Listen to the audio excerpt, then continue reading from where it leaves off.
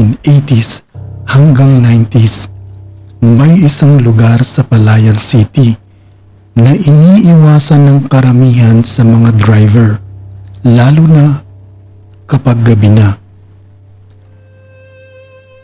Ang lugar na ito ay mas kilala sa tawag na kurba. Bata pa lamang ako noon, 8 taong gulang. At kahit sa murang edad ko, madalas ko nang naririnig ang mga kwento ng kababalaghan tungkol sa lugar na iyon. Mayroon kaming jeep na pampasada. Ang tatay ko ay OFW sa Indonesia, kaya't ipinapaboundary namin ang jeep sa isang driver na kilala sa pangalang Boy Mais. Kung titingnan mo ngayon ang kurba sa Google Maps, maayos na ang kalsada, sementado, tahimik. Pero noon, bago mag-90s, ang daang ito ay mabato, puno ng graba at mapanganib. Hindi ka pwedeng magmaneho ng mabilis. Isang maling liko lang, pwede kang tumilapon sa gilid. At sa kanang bahagi ng daan, may kalaliman. Hanggang ngayon, marami pa ring punong kahoy sa kaliwa. Kaunti ang kabahayan. At sa kanan, nananatiling masukal ang lugar. Parang ayaw nitong magpaistorbo. Pero ano nga ba ang kwento sa kurba?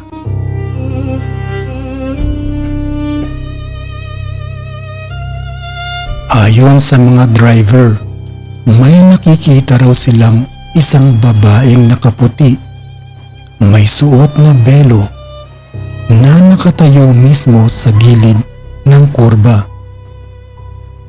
Dahil mabagal ang takbo ng jeep, malinaw nila itong nakikita. Nakatayo lang, tahimik, parang pinapara ang sasakyan.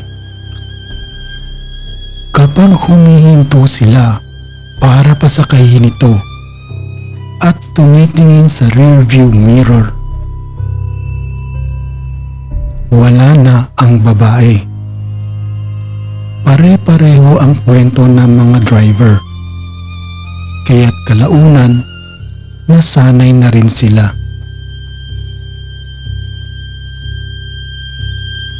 May isa kaming naging driver, taga Malate, Palayan City.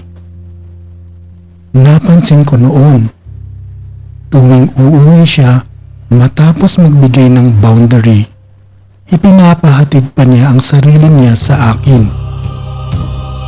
Matanda na siya, nasa 40 pataas. Ako naman, 14 taong gulang lang.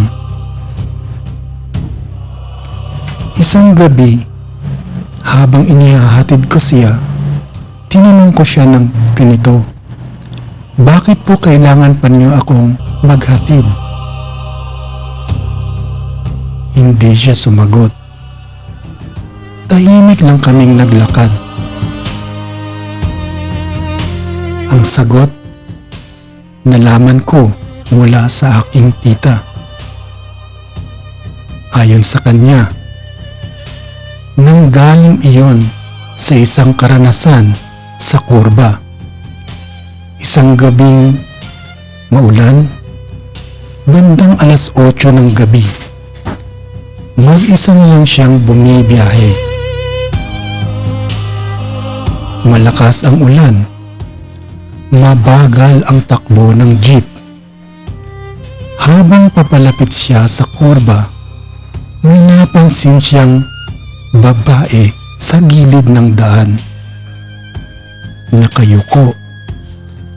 Nakataas ang isang braso. Parang pinaparas siya. Alam na niya ang mga kwento. Kaya't hindi siya huminto. Nilagpasan niya. Habang dahan-dahan siyang umaandar, panay ang usal niya ng panalangin. Nang makalayo siya ng kaunti, napatingin siya sa likod ng jeep. At doon, siya lubusang ng lamig. Nakita niya ang babae. Nakaupo sa loob ng jeep. Puno ng ilaw ang kisame ng jeep. Malinaw niyang nakita. Puting damit hanggang binti. Marumi, may putik at dikit-dikit na tuyong dahon.